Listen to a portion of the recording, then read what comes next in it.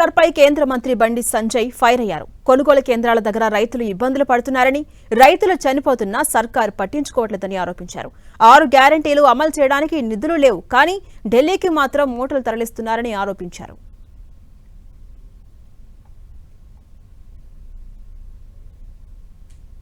ఇక్కడ రీఎంబర్స్మెంట్ పైసలు, ఆరోగ్యశ్రీకి పైసలు, రైతులకు పైసలు, డిఏలకు పైసలు, పీఆర్సీకి పైసలు, ఉద్యోగాలకు పైసలు, ఉద్యోగ పైసలు, 2500 రూపాయలు ఇవ్వడానికి పైసలు, 6 గ్యారెంటీ అమలు చేయడానికి పైసలు. కానీ ఢిల్లీకి మాత్రం మూటలు అప్పేప్పుడు మాత్రం పైసలు ఉన్నాయి ఆడికి. కేరళ ఎన్నికల్లో పైసలు పెడతావు తీసుకుపోయి, తమిళనాడు ఎన్నికల్లో పైసలు పెడతావు, పుదుచ్చేరి ఎన్నికల్లో పైసలు పెడతావు, అస్సాంలో పైసలు ఇస్తావు, బెంగాల్లో పైసలు ఇస్తావు. ఈ తెలంగాణ ప్రభుత్వం అనేది జాతీయ కాంగ్రెస్ పార్టీ ఏటీఎం లెక్క మారింది.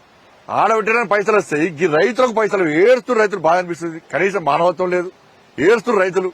మనసు దుఃఖం వస్తువులు చూస్తుండే రైతు చచ్చిపోయాడు. ఇంకెంతమంది బలిగొంటే రాష్ట్ర ముఖ్యమంత్రి కన్నులు సలవర్చి అర్థమవుతుంది ఇప్పటికి.